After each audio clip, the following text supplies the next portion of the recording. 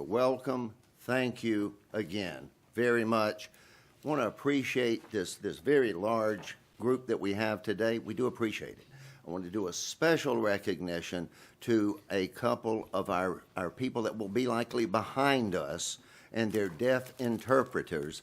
And if not, they may be in front of us. I'm not sure exactly where, but the thought is it's really important to recognize the gifts we have been given and the realization to help those, in this case, with our interpreters for those hard of hearing or who are deaf. As I mentioned without the mic, my mom was a mill worker. She worked in a mill. She was a weaver. She had a loom fixer who was deaf, and Mom took it upon herself to learn sign language to communicate better with him. And I was always amazed at her ability to reach out, to communicate. And one of Terry and our daughter is working on sign language as well. So we are grateful beyond measure. Thing that I asked the board, since they're there, they ask us that if we say anything, that we give our name so that they can then tell, because we don't have names up here, that we can then be introduced if we have something to say, and they can then do that for the benefit of our community that we have the luxury of having today. I mean, it's an honor. At this time, I would ask Vice Chair Allison to lead us in the pledge.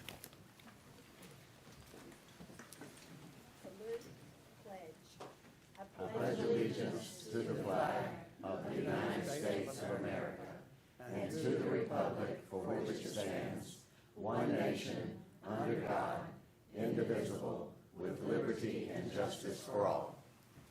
Thank you very much.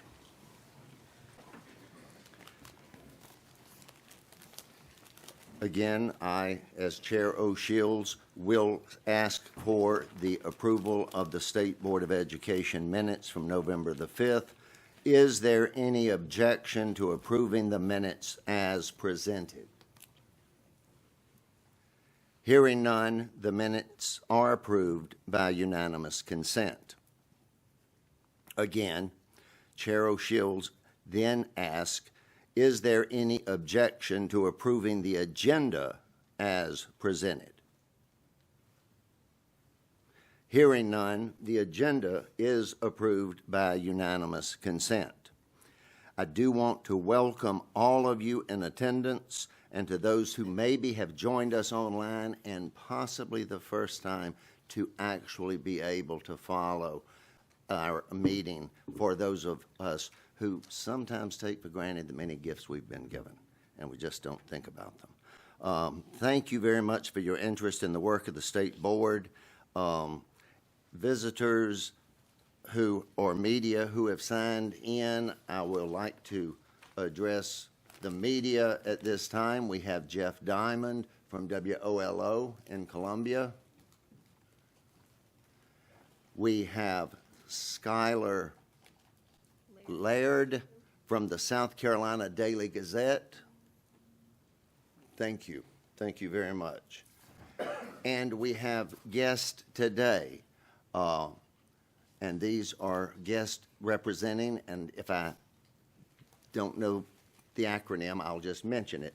We have Mona Fleming with the Pendleton Area Advocates for Intellectual Freedom.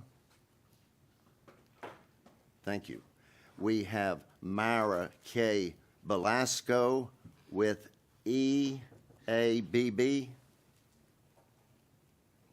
Did I do it right? It was an E, right? Not an F. Okay. Kelly Bingham from Adams and Reese.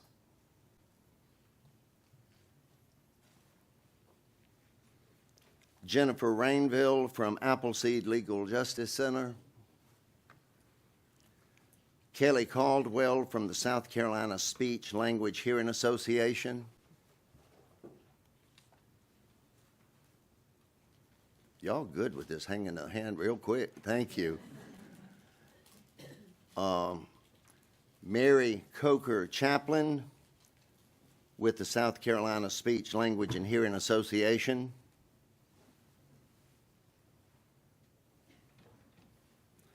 Elizabeth Gregory with LWV COLA, Columbia, I'm assuming. Thank you very, very much. Charlie Davis.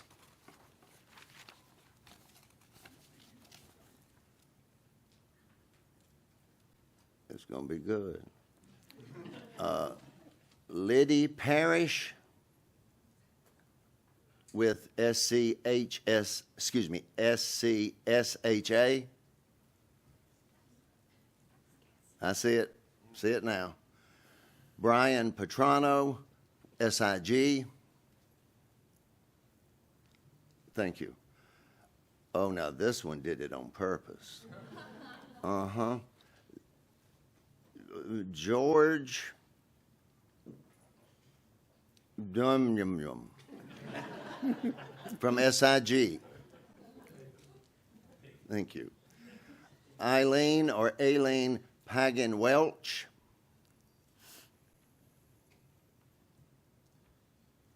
Melinda Hendrickson with FABB. All right, y'all too quick for me now. All right. Dawn Pemberton with FABB.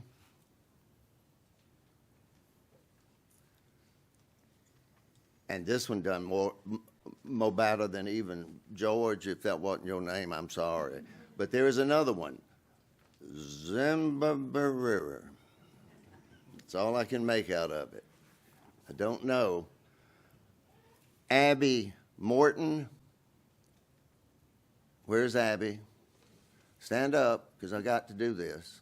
See, your teacher, who is also on the state board, you are a fifth-year teacher resident with Clemson University, and Miss Lee said you are one of her favorites and are a top-notch teacher candidate. So we are grateful that you are here.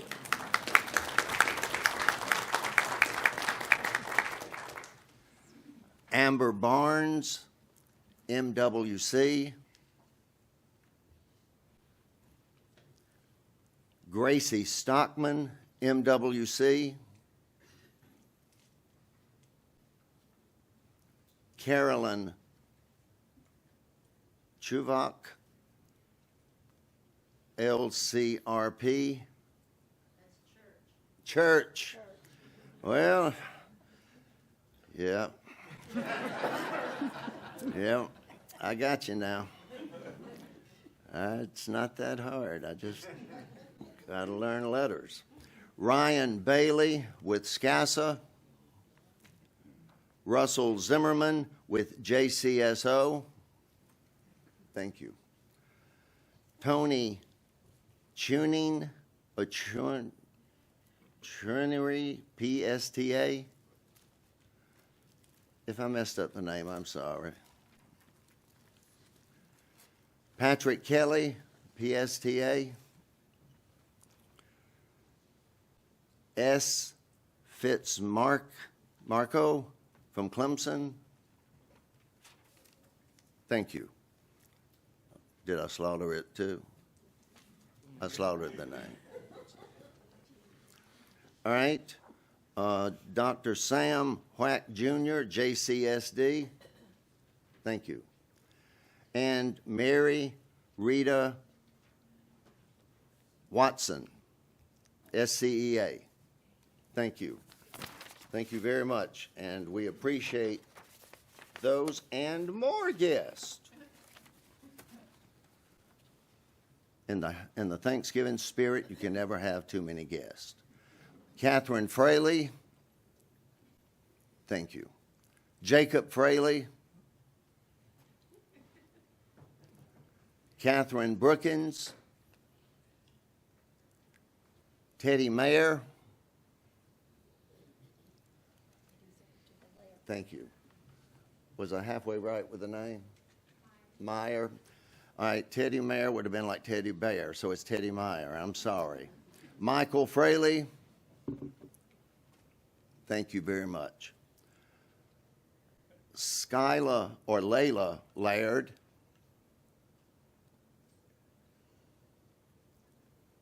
Tia Holtzclaw, thank you.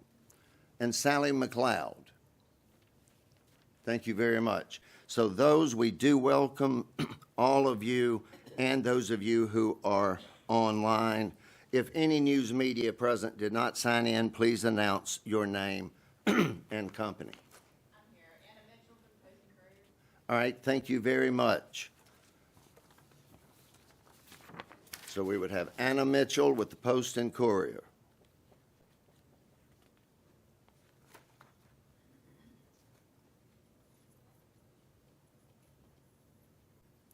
Thank you very, very much. All right. At this time, the school board chair report. It's hard to believe that we have another calendar year nearly in the books. Trust me. At 66 years of age, time is truly relative, since I remember as a child what seemed like years were just weeks before Christmas, and now it seems like it's mere days between them. The funny thing about time is that you live like you have more of it than you do until you don't. This month, I will relinquish my role as state board chair. I conveniently set the bar low enough that my vice chair, the Honorable Rita Allison, merely has to walk into the meeting in January, and she will have raised the bar. It has been said that this holiday season is the most wonderful time of the year. As state board chair, I can say the same for this calendar year. Gifts given, gifts received. You see, this year has been the most beautiful with working with each of you. These incredibly committed, diverse, wonderfully studious board members. And to me, that's been a gift. Although we did not and do not always agree, and our political views run the gamut, we attempted to conduct our meetings with dignity and decorum. To the best of our ability, over this year, we have worked to craft carefully the language for our cell phone policy, as the General Assembly tasked us to do, and with our state board regulations regarding the uniform procedure for the selection or reconsideration of instructional materials. Although there are things that I may disagree with Superintendent Weaver on, and PragerU being one of them, I still recognize her position, her authority, her responsibility as State Superintendent of Education. I leave this post in 2024 hoping that each of the above-mentioned works benefit and do not hobble public education. You see, there are so many naysayers who treat public education as a pariah, when in fact, we who are actively invested in public education do our very best with the students that our parents and our grandparents send us. We cannot clean up poor parenting. We cannot clean up vile and gruesome social media influences. And we cannot stem the tide of the tsunami of vitriol and venom that's all too common in our day and time. But I leave you with a simple message that I read that seems to be appropriate during the season, but incredibly difficult to do. Peace on earth, goodwill to all people. Thank you for this privilege. And at this time, I would like to present service awards for those who may be leaving us and may not be. And I would like to have this opportunity to stand. I'm guessing I am following your lead, or sit. Stand, because there are things that I now need to do. All right. If Joyce Kreminger would stand, please. Joyce has been with us since March the 8th, 2022, and she will be with us at least through January the 1st, 2025. And there is then 2 years, 9 months, and 25 days that we would like to thank you. You have been one of my lean-ons, and I appreciate for who you are and what you represent. Thank you very much. Let's give a hand to Joyce.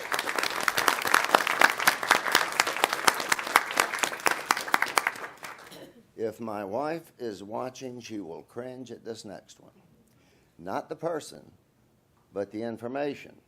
To my chicken liver loving eating friend, Sally Lee, who served from February 9th, 2012 to December 31st, 2024. That's 3 years, 10 months, and 20 days. Let's give an appreciation to Miss Sally Lee.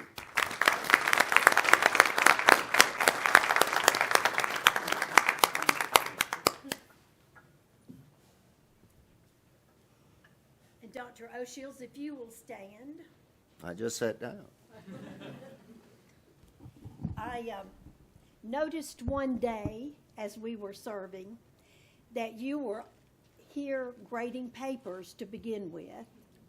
I know that you teach classes every day, and I have witnessed the care and the dedication and the love that you have given, not just to your fellow board members, but to everybody that has come before us, and especially to all the teachers and the students in the state of South Carolina. We owe you a great debt as chairman. You've done a wonderful job. You've done it with caring and love, but most of all, your wit. I love your wit, and you've done it so well, and we are so proud of you. We want to present this to you on behalf of your board and the State Board of Education. Thank you very much.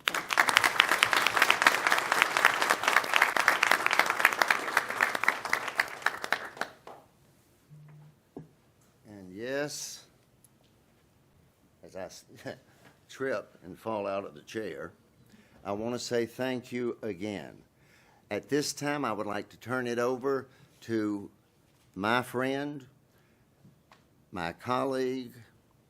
We don't always agree, but we always can agree to disagree and leave it and be good. In fact, now to Ellen Weaver, please. Thank you so much. And I would like to posit, Mr. Chair, that I think we agree a whole lot more than we disagree. So you're giving me a complex here. We have some wonderful things to talk about, and I'll keep my report very brief this month. But I wanted to call your attention to a resource that we put in front of you all today that has been provided to all of our local superintendents and district leaders regarding the implementation of the cell phone policy, our free to focus policy here in South Carolina. I hope that our school leaders in our districts, as well as you all, will find this to be very useful information. We just have some wonderful snippets of statistics, the research, what it's telling us about how social media use and cell phones are impacting our children's brains, are impacting their performance in schools, teacher feedback about what they are seeing in schools, talking about the benefits of the policy. We actually provide provide the full model policy. We give a sample rollout timeline to districts for communication. We actually give some sample letters that they can use for communicating with parents, with teachers, with students, that they can customize for their purposes. And so we just present this in the spirit of collaboration and wanting to do everything we can to support not only the work of the board here, but obviously the work that our educators are doing in classrooms across South Carolina every day. So I hope you will find that resource interesting and useful. It's also a privilege today for us to have some wonderful school leaders who are here with us. As you all know, every year SCASA names principals and assistant principals of the year. And so we actually have 4 of those award winners with us today. And so I'm going to just very briefly give a very thumbnail sketch of their distinguished biographies and have them stand, and we can give them a round of applause as we do that. So I'm going to start with our elementary principal of the year, Dr. Sabina Masso-Taylor. She is in Richland 2. She has been an educator for 36 years and has served the last 10 years as the founding principal of Jackson Creek Elementary School here in Richland 2.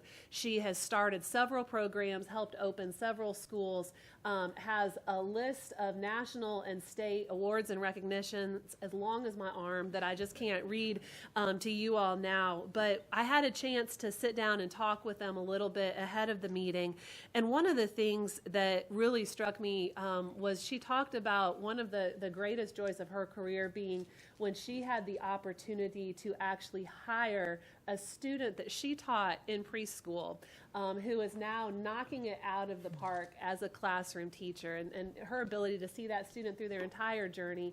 And it really, I think, to me, just speaks to the strong level of commitment to mentorship and development of talent that Sabina has. And so please join me in congratulating her as the elementary principal of the year.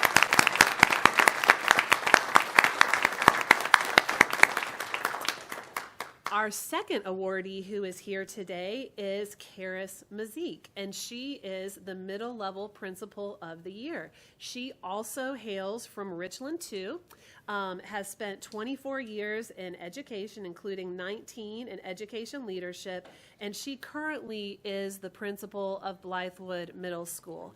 And what I was struck by in our conversation was that she actually was a career changer.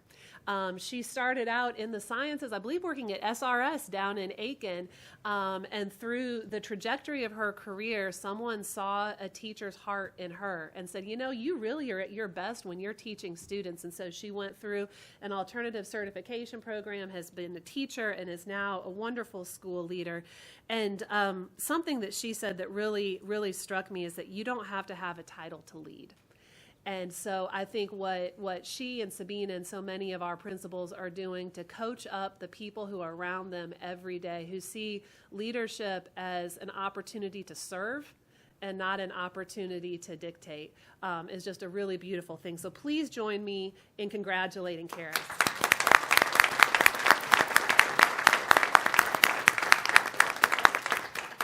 Our next Elementary Assistant Principal of the Year award winner from Lexington 1 is Tamika Love.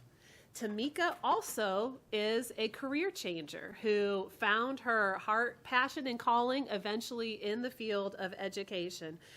She has worked in mental health as a school counselor, as an MLL coordinator, and many other positions during her tenure.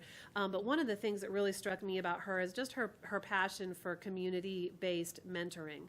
And she now, again, is in Lexington 1, where she's making a huge impact with a focus on instructional leadership. And she has just been such a joy to work with. And again, that idea of you don't have to have a title to be a leader, that what she pours into the people in her school building and her students every day is really just a wonder to behold. So Tamika, congratulations to you as our elementary AP of the year.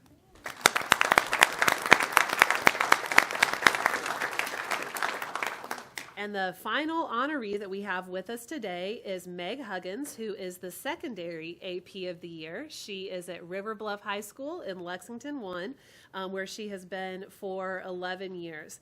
And it was very interesting to talk with her about what they've seen at River Bluff, creating scheduling that's really a flex mod schedule that builds capacity and time, not only for innovation and time and space for her teachers, but really building time management skills for her students. And so it's exciting to see all of the different variables and varieties of education, excellence, and leadership that we have growing here in South Carolina. And in her biography, it says that her personal motto is, "We can do hard things."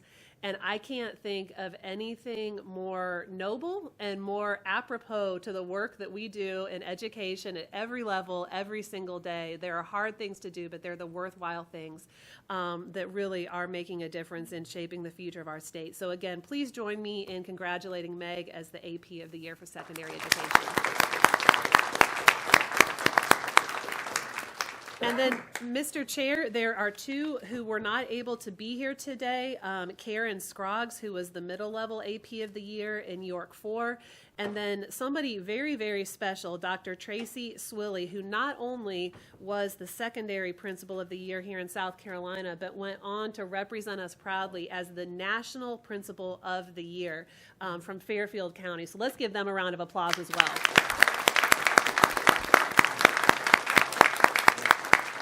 And then my final recognition today is just, it's such a joy to be able to celebrate longevity of service. We've celebrated these principals who are here today. We recently had our awards ceremony for our Department of Education staff, and we had folks who had been here 10 years, 20 years, 30 years.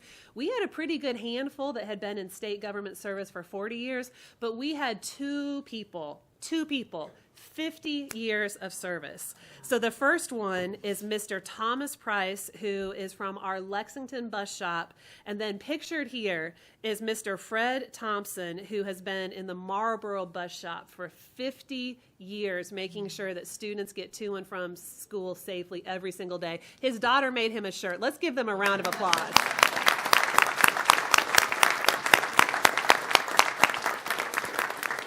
And Mr. Chair, with that, that concludes my report. That is phenomenal to focus on each of you up front. The willingness, as Ms. Weaver said, that leadership is not about a title, but it's about a task. And your task is to do your best to help, serve, and support, lift up, and make opportunities special for teachers and students. And for assistant principals out there, no good principal can do it alone, and assistant principals are the spine behind much of the efforts. So for all of you, principals, for assistant principals, for each of you, we as a state are most appreciative for your efforts. Let's give them one more hand, please. All right. With public comment, we will not have parliamentarian comment out of an abundance of time. We have 18 people signed up. I am going to ask that we waive Rule of Governance BCBI, and since y'all do not know, you can either choose, because of the number, we have one of three choices, and I will basically provide it to the board for consideration, and that is just do the 6 that we would have, but that would not require our waiving it, or we look at 10, and that would be 3 minutes. Wouldn't be the full 5, but it would be 3. Or if you really wanted to push it, there still would be some left out. You could do 15 for 2. We need a motion. Should you desire to have more public comment, we must, out of requirements, waive rule of governance BCBI. And then if you would add, since y'all don't know any of the names here, you can just tell me whether you would want to go with either 10 or potentially 15. Your choice. Mr. Chair, I have a motion. All right. Oh, I'm sorry, my mic was not on. This is Beverly Frierson, since there are two Friersons. My motion is that we allow the 15 individuals to speak for 2 minutes with the understanding that if some of them realize that what they've already, what they plan to say has been stated, that they waive their turn. Okay, we have a motion. Is there a second to that motion?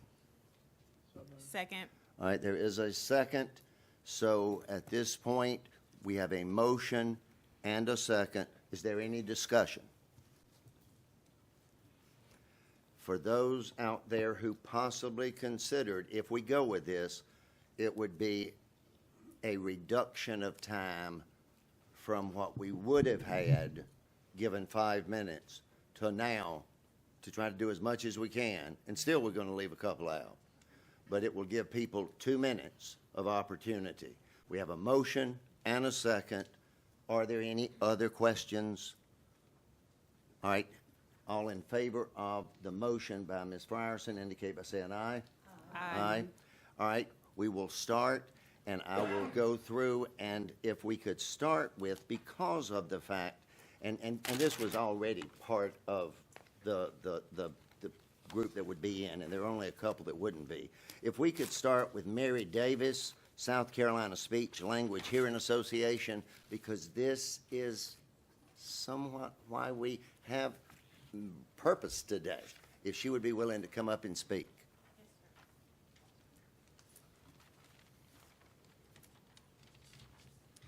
Good afternoon. I'm Dr. Mary Davis, a public school speech-language pathologist. I'm also a member of the South Carolina Speech-Language Hearing Association. I would first like to thank you all for recognizing the need to update Regulations 4364 and for understanding the fiscal and public health impact these regulations have on the citizens of South Carolina.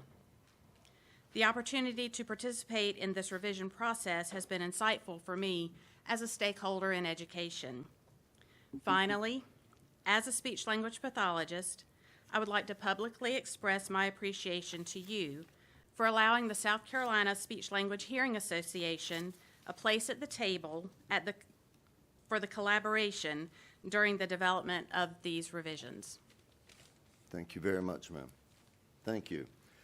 If I could have Courtney Workman, ASL Interpreting Services, please. Hi. Hey.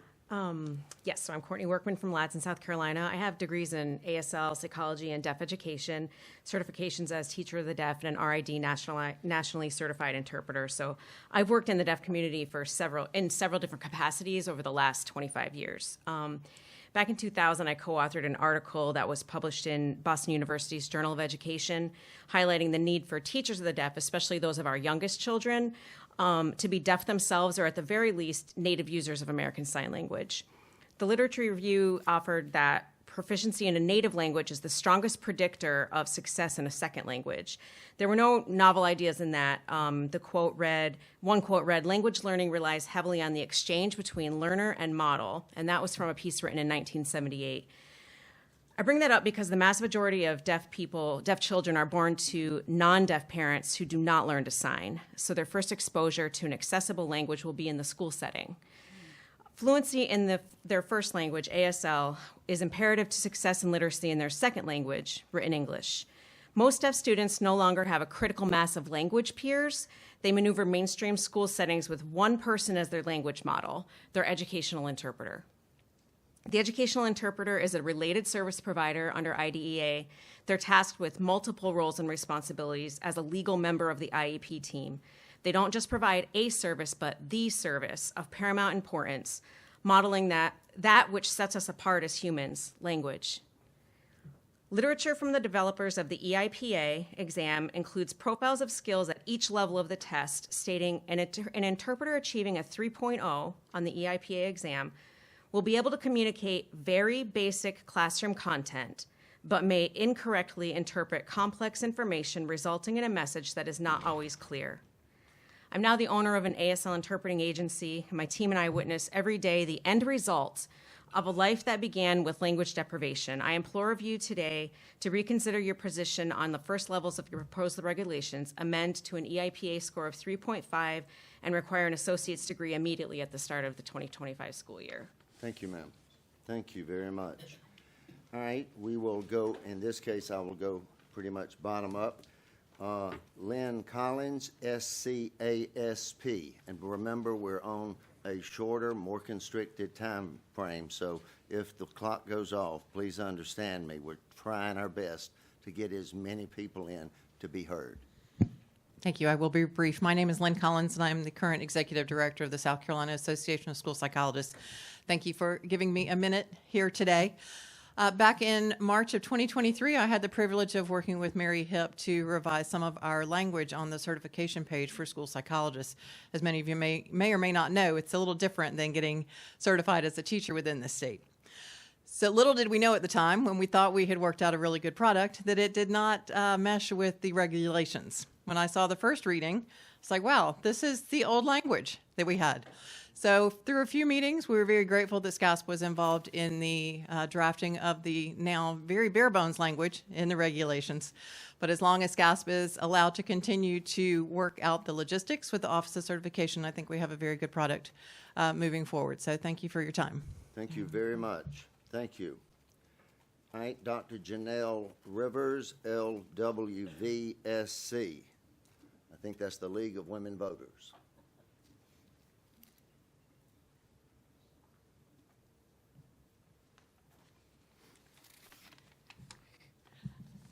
I'm Janelle Rivers, a retired educator and administrator representing the League of Women Voters of South Carolina.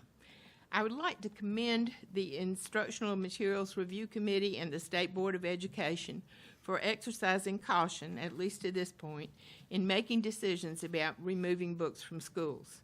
The students in South Carolina schools vary greatly in their needs, interests, experiences, and maturity levels. Under South Carolina law, 18-year-old students are no longer children. They are emancipated adults. Even 16 and 17-year-old students may marry in this state with parental permission. The total number of pregnancies for South Carolina females who were aged 15 to 17 was 2,176 in 2011. That number declined to 1,034 for 15 to 17-year-olds in this state in 2021. These are clearly statistics for youngsters who should have been and likely were in our high schools. There is no doubt that pregnancies are happening among South Carolina students who are younger than age 15. As a matter of fact, in 2018, the youngest new mother in South Carolina was only 12 years old. So, while you as a board have the authority to deny access to literature describing events that may occur prior to pregnancy, you are wise to recognize that withholding information from students may not be prudent. The League of Women Voters supports the authority of the State Board of Education to formulate and publish educational policy and goals as a basis for selection of content reflecting those goals. The League also supports every citizen's First Amendment right to access information. We hope you will continue to be extremely cautious about limiting access to information as you strive to balance those two factors. Thank you very much, ma'am. All right. If I could have Mary Foster. It's not listed with anything, but you're welcome to come up.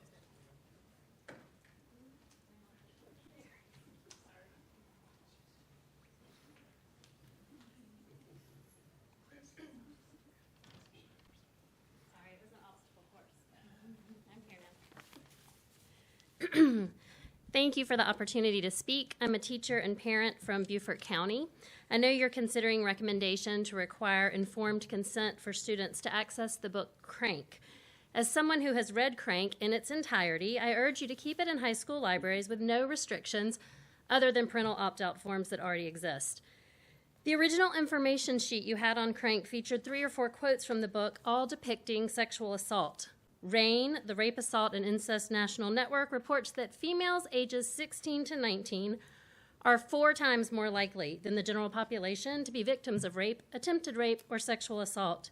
Do we honestly think high school students are not old enough to read about this, when statistics tell us that so many of them have lived it?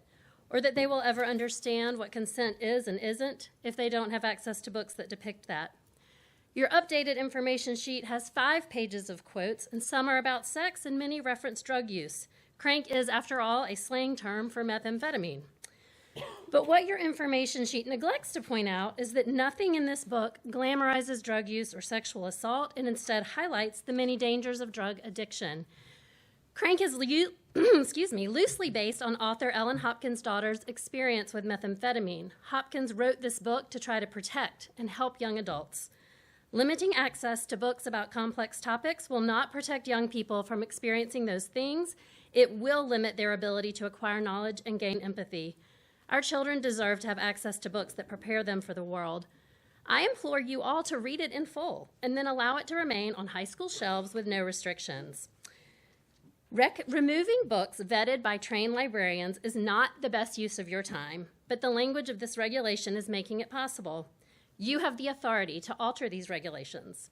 I urge you to do that before any more books are removed from our schools. I trust librarians. Thank you. Thank you very much, ma'am. If Craig Logan could come forward, please.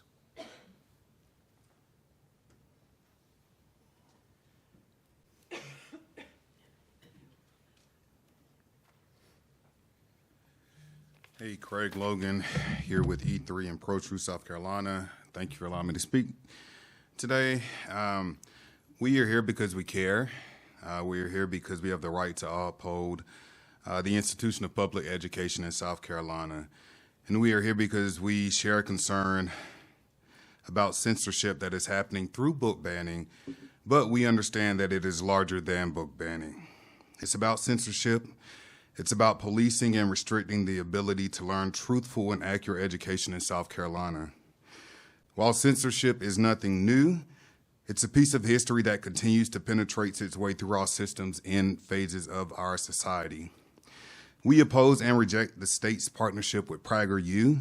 This unilateral decision to partner with this right-wing organization shows a clear path and alignment with dangerous and indoctrination materials that upholds no educational merit, no educational standards, or professional educational opinions or backing of this material. We urge the state to consider its partnership with PragerU, what it could potentially do for students, for educators, for parents, and also, again, what it does for minority students, students who may not have a right to come up and to speak and share their opinion. And so this is something that we want to highlight and share concerns with the State Board of Education. Thank you. Thank you, sir. At this time, if Josh Malkin could come forward, please. Dr. Shields, I'll waive my time, but thank you for your leadership. Thank you, sir. Thank you for that. If Annie Mahaffey could come forward, please.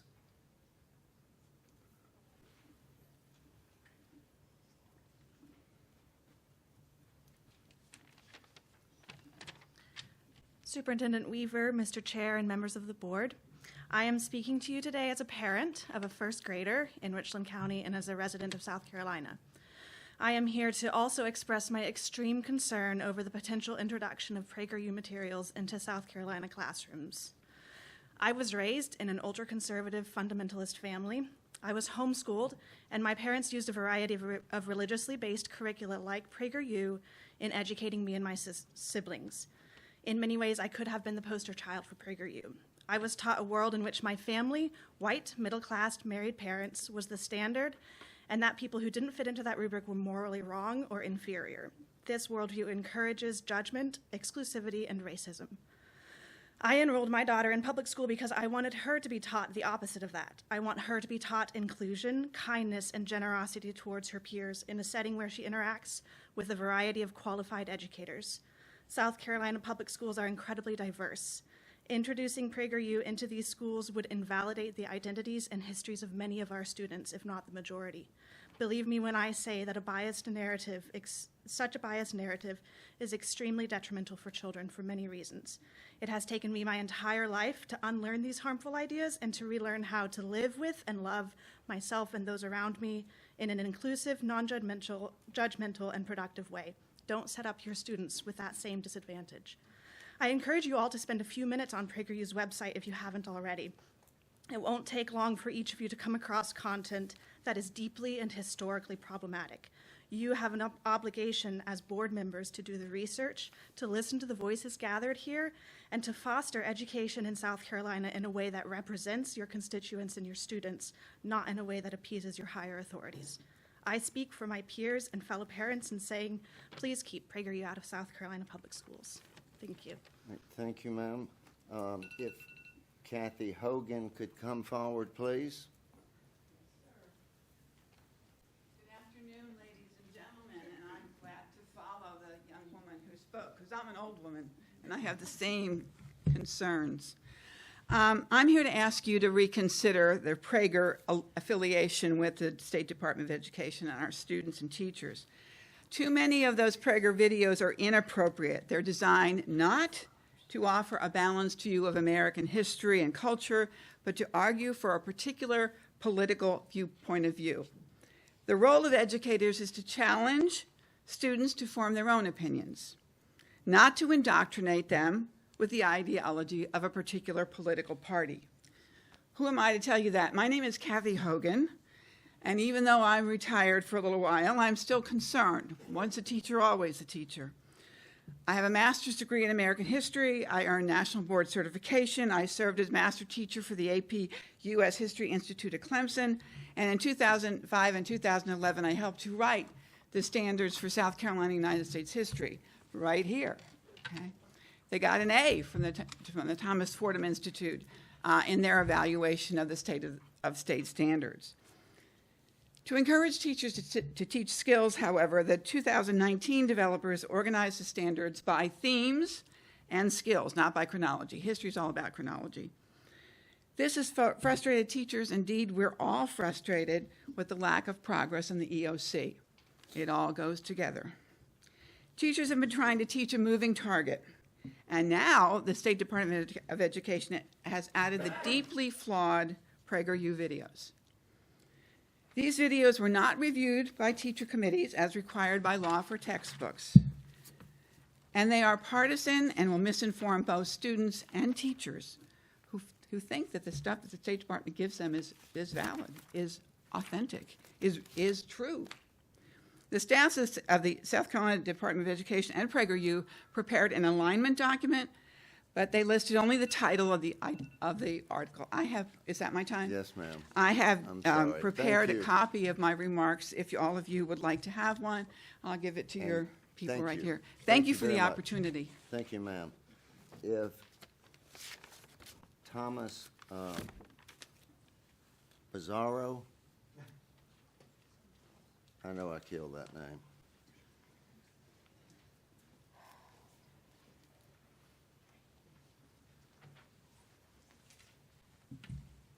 Hello, it's Thomas Belasco. Belasco, It's I'm okay, sorry. and I thank you for the opportunity to speak.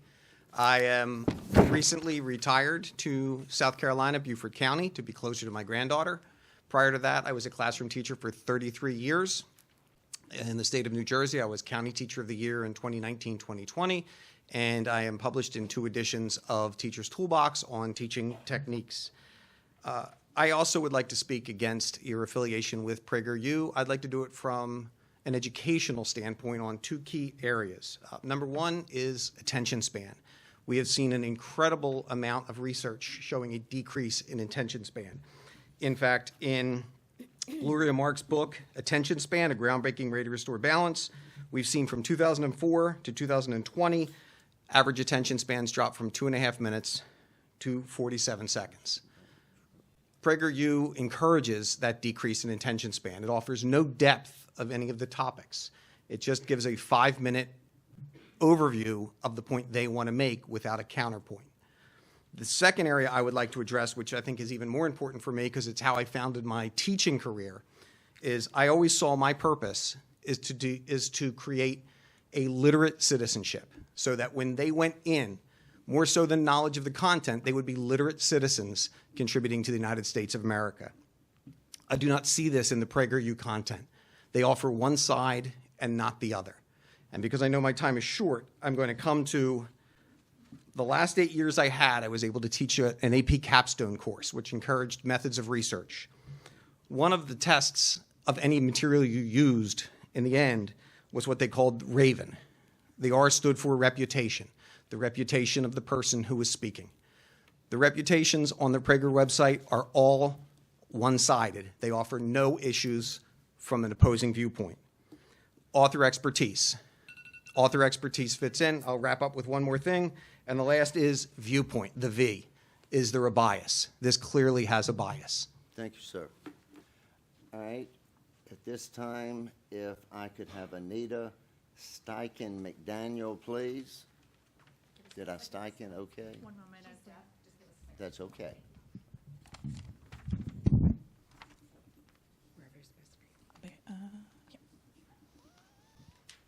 Hello, my name is Anita McDaniel, Steichen McDaniel. I am here as the Executive Director of the South Carolina Association of the Deaf. And I'm here to speak about the Educational Interpreters Regulations.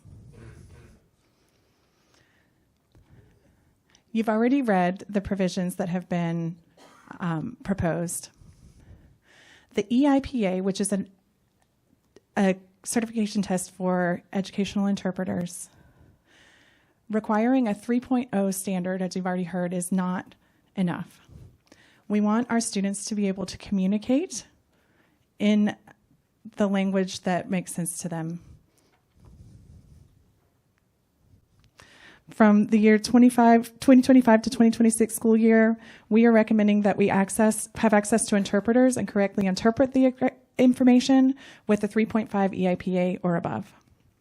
The National Association of Interpreters in Education has professional guidelines for interpreting in educational settings that recommend at least a 4.0 on the Educational Interpreter Performance Exam, the EIPA. People who are seeking work in school districts with the highest education level as a high school diploma are typically those who work in cafeteria settings, janitorial jobs, clerical positions in the school, not as certified folks and professionals in the classroom. The position of a classroom assistant requires an associate's degree at minimum. Educational interpreters who work closely with our students have the greatest impact on their growth and success. We need to consider that the completion of an associate's degree is a requirement for the educational interpreters in the 2025-2026 school year. The National Association of Interpreters in Education, again, recommends a 4-year degree. So thank you so much. I have a copy. Can I give that to someone for my remarks? Thank you. Thank you.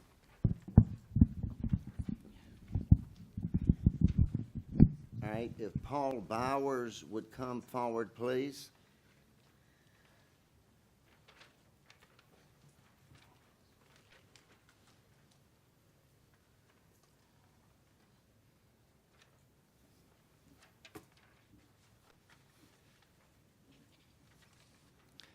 Hello. Hey. This is a book called Normal People by the great Irish novelist Sally Rooney. On Election Day, the Board of Education voted to ban this book. I'm not going to quiz you on whether you read this novel because I know the regulation you passed does not require you to read a book before banning it, but I want to highlight what a shame that is. It's a shame, one, because this is a beautiful work of literature. I've been reading it, and y'all are missing out. Listen to this one line. This is from a character named Connell when he first reads the novel Emma by Jane Austen. It suggests to Connell that the same imagination he uses as a reader is necessary to understand real people also. Think about that. Think about why we give literature to high school students. Not to provide instruction manuals on how to live, but to help them imagine and understand the lives of people around them, and sometimes to understand themselves. It is also a shame that no one in this room had to read this book before banning it because, in effect, you are outsourcing the reading and review of books to organizations like Moms for Liberty and to lawyers hired on from the Federalist Society. Watching your previous meeting on Election Day, I noticed a moment where several board members seemed surprised, maybe even a little taken aback at what you were being asked to do. Here you had a lawyer from the superintendent's office reading off a list of books to be banned, not because a parent or guardian had challenged them, but because some person inside the Department of Education took it upon themselves to write up a report on what they perceived to be the bannable parts. Now, I'm just some guy who loves Irish literature. I'm also a parent of public school students. But I know many of you on the board dedicated your careers to public education, and you know that educators are light years more qualified to think critically about texts, to assess them for their value, than any lawyer or any book banning organization who comes to you waving a list of dirty words that they think we should be afraid of. You on the board have now been granted the authority to tell them no. You also have the authority to change or rescind Regulation 43-170. You don't have to go along with the book banning campaign, but it will continue until you put a stop to it. Thank you, sir. All right, Dr. Reginald Williams, please.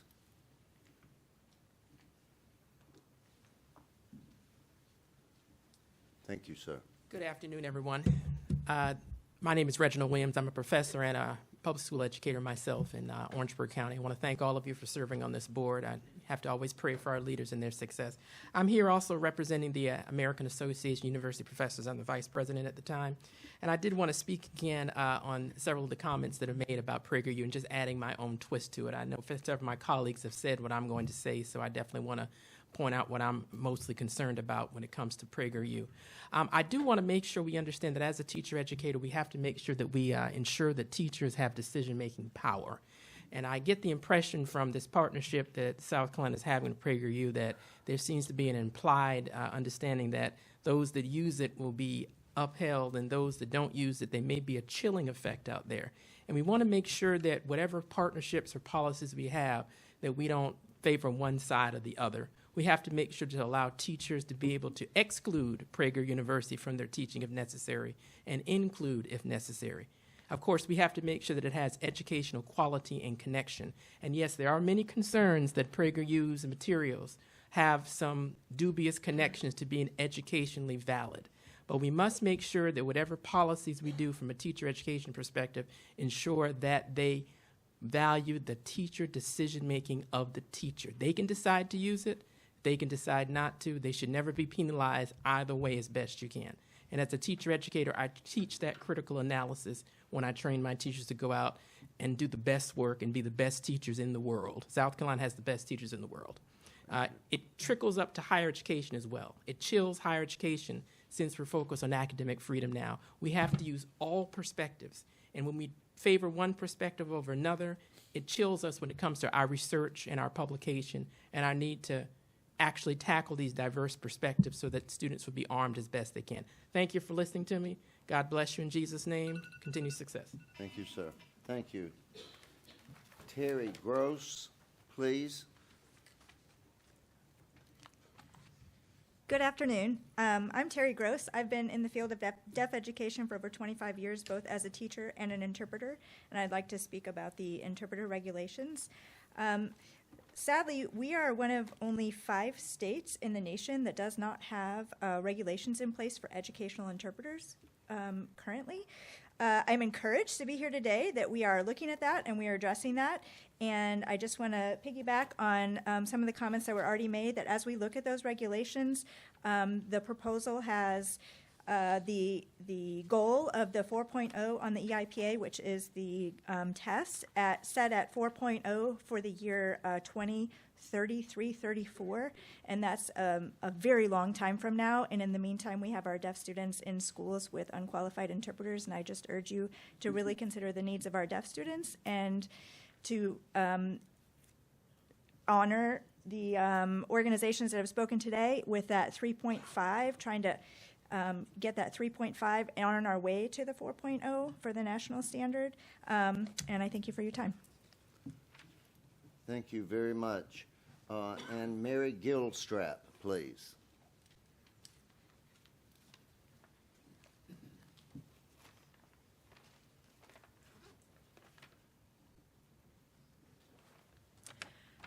Good afternoon, members of the board. My name is Mary Gilstrap, and I'm a lifelong resident of South Carolina. I currently live in Pendleton and have 2 students attending Anderson School District 4. I'm speaking today to object to the partnership Superintendent Weaver has made with the organization PragerU.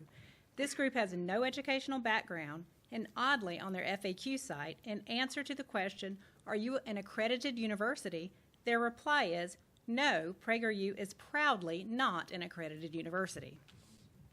I took a look at some of the aligned video content for modern world history, which my son has currently taken. The inconvenient truth about the Democratic Party is aligned to a standard which requires a student to be able to analyze industrialization as a catalyst for new immigration and migration patterns. I'm not sure how a video that does nothing but list all of the racist history of our country and link it directly and only to the Democratic Party helps students with this standard, but it is so biased and incorrect, it's ludicrous. The presenter actually states that, quote, "The Democratic Party has fought against every civil rights initiative."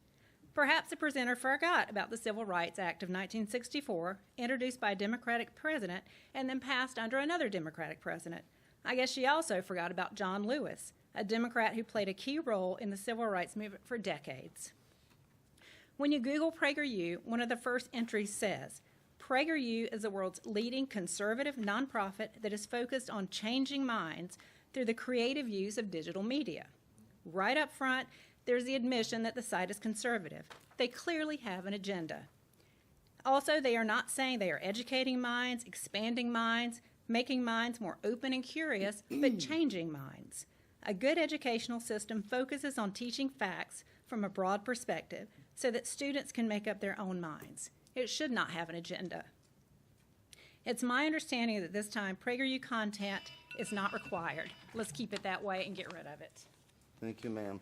And the parliamentarian did help me out because Mr. Malkin deferred his time. We do have the opportunity for Kendrick Fraley, I think a student, to come forward and speak. You would be the last one, sir. Good afternoon. My name is Kendrick Freely, and I'm a junior at Charleston County School of the Arts. Thank you for giving me the chance to speak today. I'm here to explain why PragerU videos should not be allowed in our schools. PragerU claims to be educational, but it's not a university, and its videos don't meet the standards of good, factual education. They're often biased and leave out important context. For example, in their video about Frederick Douglass, they focus on how he praised America's founding ideals, but ignore the fact that those same ideals excluded enslaved African Americans like him. Douglass spent his life fighting against slavery and racism. Leaving that out isn't just incomplete, it's misleading.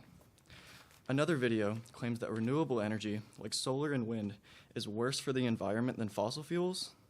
This goes against what scientists say. The overwhelming evidence shows that renewable energy is critical to fighting climate change. In school, we're taught to look at facts and think critically, but PragerU promotes opinions that don't match the evidence. Allowing these videos in our classroom hurts education. It confuses students and makes it harder for us to separate fact from opinion. Schools should teach us how to think critically, not push one-sided views. If we're only shown biased content, we miss the chance to become informed and thoughtful adults. I care deeply about learning, especially in subjects like history and science, because they help me understand how the world works. But that only happens when we're given reliable, accurate information, and PragerU doesn't allow that. I urge you to protect students from this kind of misinformation. Make sure the materials used in our schools are based on facts, not agendas. Thank you for your time and for considering the fact that materials like this will have an impact on students like me. Thank you, sir.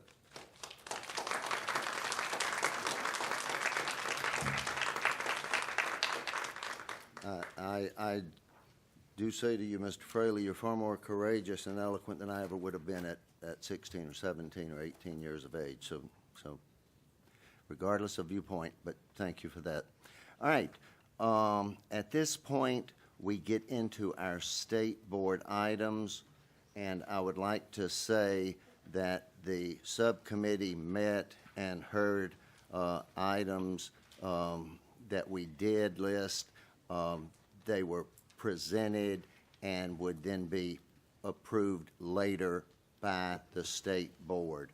There are no items placed on the consent agenda for the Policy and Legislative Committee. Therefore, that will conclude this part at this point in time. The committee report stands now as a motion, does not require a second. Is there any discussion from anyone who may not have attended that meeting? All right, hearing none, I turn it now over to the Educator Professions Subcommittee. I recognize Dr. Johnson to present the Educator Professions Committee report. Make sure you got a microphone on. The Education Professions Committee met and heard 2 action items this morning. The Professional Review Committee, which is called the PRC, has asked for a new member approval, someone to join that group. And the other item was the request for an out-of-country experience placement from the University of South Carolina, Aiken. These items were approved and placed on the consent agenda. For information items, we had 1 information item today, and that was the educator evaluation results for 2023 and 24. That concludes my report. All right, thank you very much. The committee report that Ms. Johnson gave stands as a motion. It does not require a second. Is there any discussion? All right, hearing none, we are moving right on along. If we can move into the Standards Learning and Accountability Subcommittee report, I recognize Ms. Lynn for her report. The Standards Learning and Accountability Committee met and heard 1 action item. It was action item 1, online test waivers, test window extension waivers, and mixed mode waiver requests. They were approved and placed on the agenda. The consent agenda, the committee did not have any other informational items. All right, so we have that particular item brought forward on the consent agenda. It stands as a motion, does not require a second. Is there any discussion? At this point, I would like to recognize Dr. Hanley as the presenter for updating information from the November 21st, 2024 subcommittee meeting. Dr. Hanley. Turn this thing on before I get in trouble. All right, thank you again. As you stated, the Instructional Material Review Committee did meet on the 21st of November. A few of you were there electronically, and thank you for sticking it out. That was a challenging meeting. The electrons did not want to participate with us the way they were supposed to. The committee reviewed 4 materials on that day, 3 of which came from the Fort Mill School District. The first one was HMH Intro Literature 8th grade curriculum and textbook. The complaint form lacked much specificity on that particular material, and the committee voted that the lack of any specificity on that makes it impossible for us to judge if there was age or developmentally inappropriate material. The second material was one recommended by that textbook, which was Bronx Masquerade. Again, passages from that, there were some passages included, but the passages were very general and did not include enough specificity for us to be able to act on that material. The review committee has requested that the complainant provide more excerpts and, in fact, details of precisely what she was talking about as far as what was inappropriate. The third material, also recommended by that same textbook, Mango Street. Again, the complainant made vague accusations of age and developmentally inappropriate content. However, there was just no specificity. Again, because of this, the review committee requested that the complainant, if she chooses to, return with more specific passages. The fourth material, as you've already heard today, was Crank by Ellen Hopkins. The committee had already heard this one time in October and requested more detailed review from the South Carolina Department of Education staff. And as you've already heard, the staff has included up to 5 pages now of excerpts to review. The committee found that the material does not contain descriptions of sexual conduct, but many of the themes included depression, sexual assault, drug use, are rather mature themes, and therefore we recommend that the material only be made available to students with parental or guardian consent. Furthermore, the review committee recommends, but does not require, that districts provide the passages the committee reviewed before consenting to their child reading the material, so that the parent knows exactly what their child will be reading. And that concludes my report. All right, thank you. The committee report now stands as a motion. It does not require a second. Is there any discussion?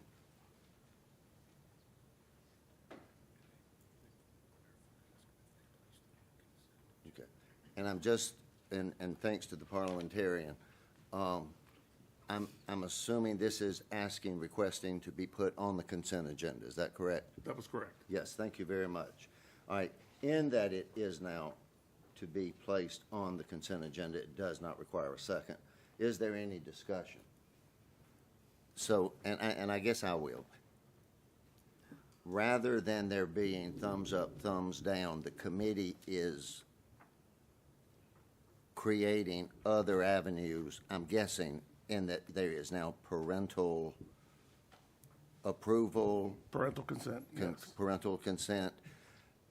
And I was just asking as a matter of course, would that be something that as this continues, that there may be something that would be brought forward that would be maybe suitable for middle or high school possibly, as yet another option, or is that just the 3 options we have at this point? No, we do have the option of limiting to certain grades or ages, yes. So it is more than just thumbs up, thumbs down. Correct. All right, we hear that. At this point, I can say that at this point, since it's on the consent agenda, that is moved, and we can move forward from that one. Is there any objection from anyone over what he said on the consent agenda? Anybody? Anyone?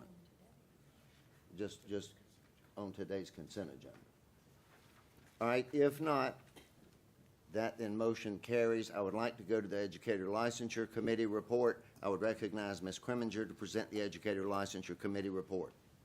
Thank you, Mr. Chair. The Educator Licensure Committee met this morning, and we heard a total of 9 cases.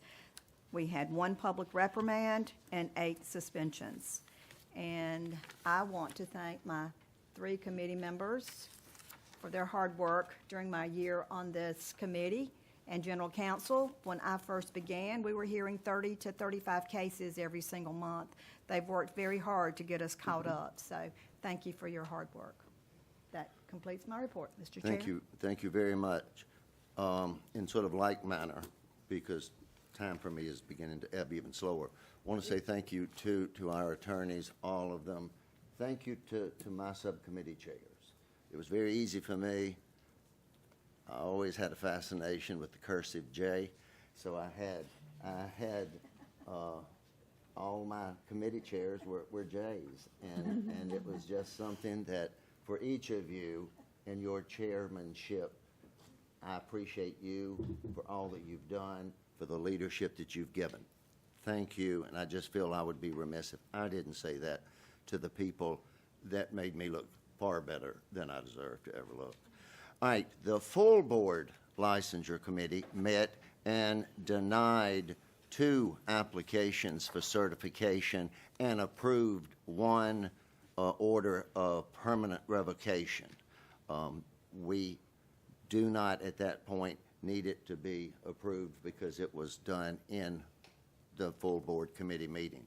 At this point, I would like to move to the nomination committee. This is Roman numeral 10.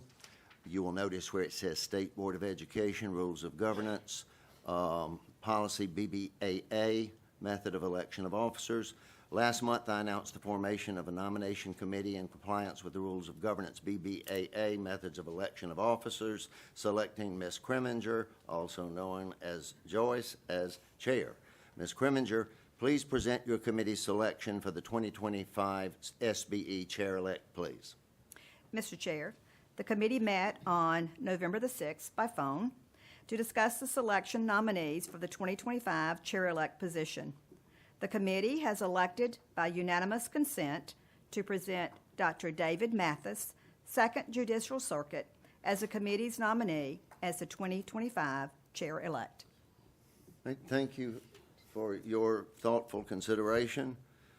Ms. Kreminger and the committee, thank you tremendously. Thank you, Ms. Collier. Thank you, Ms. Slaughter. Thank you so much for everything that you do, who you are, what you stand for. We have a nomination from the committee for Dr. David Mathis.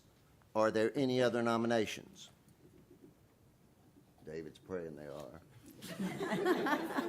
All right. Hearing none, I ask for a motion. I motion. Jackie Lynn. Jackie Lynn, another one of my J's. I second it. Johnson. All right, Joette. Jackie made the motion, seconded the motion. We have a motion and a second. All in favor of the motion, please indicate by saying aye. Aye. And at this point, are there any nays? Hey, you got your job. You got your job.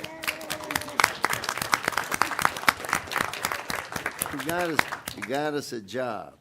And I know Ellen's like, Lord, anybody but David, but it's it's all right. All right, at this point, I would ask, this is officially it for me, guys. It's going to go from my color, which is blue, to another color. And I would ask Miss Allison if she would please come forward, and we would do wherever you wish. Tracy, oh queen, I caught you in mid-talk. Where would you like us to go? Just here. That's great. See, we had to move it at the last place. See, I wasn't familiar where we were. All right. I would ask you please to raise your right hand and repeat after me. I, Rita Allison, Solemnly swear solemnly swear that I will uphold the duties that I will uphold the duties and the laws and the laws of the state of South Carolina of the state of South Carolina based on statutes based on statutes governing operations governing operations of the South Carolina State Board of Education. of the South Carolina State Board of Education.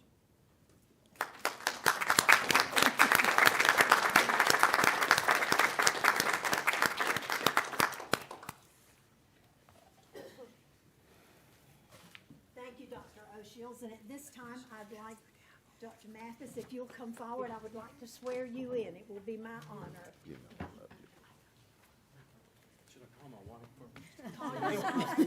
Where's all your press? Oh, I can't wait till I tell this. I'm gonna have some fun. Go ahead. Okay, raise your right hand and repeat after me. I, in your name, I, David Mathis, do solemnly swear do solemnly swear that I will uphold the duties and the laws that I will uphold the duties and the laws of the state of South Carolina of the state of South Carolina based on statutes governing operations based on statutes governing operations of the South Carolina State Board of Education. of the South Carolina State Board of Education. Congratulations. Look forward to working with you.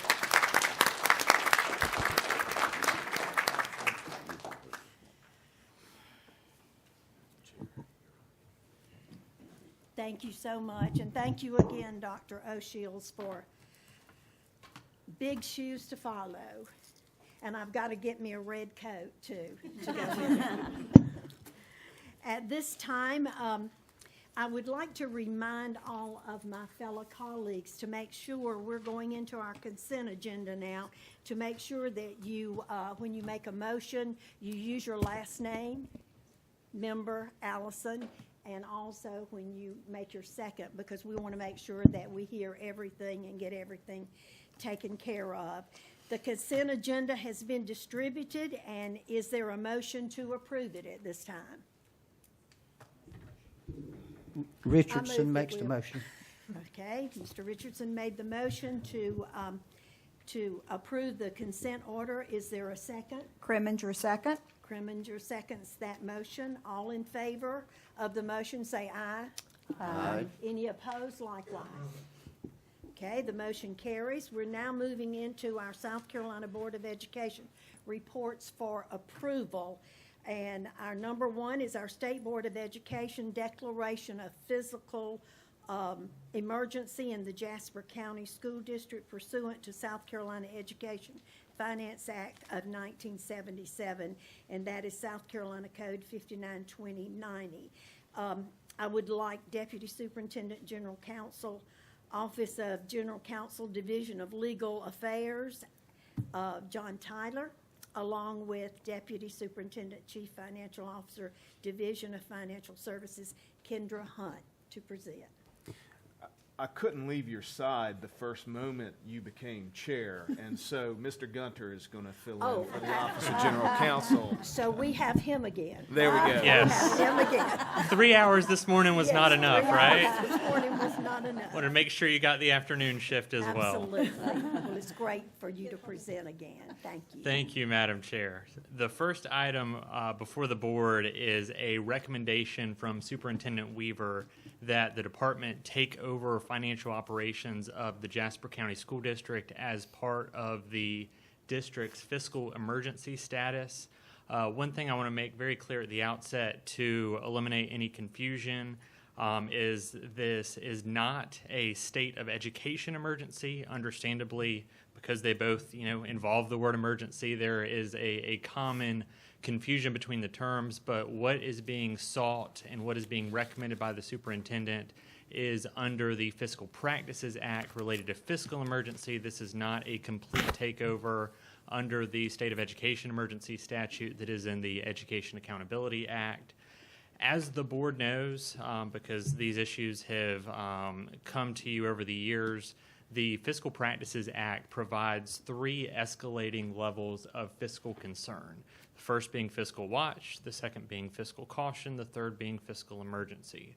With each level of fiscal concern, each level is triggered by increasingly serious fiscal circumstances and involves increasingly intensive technical assistance and support on the part of the department.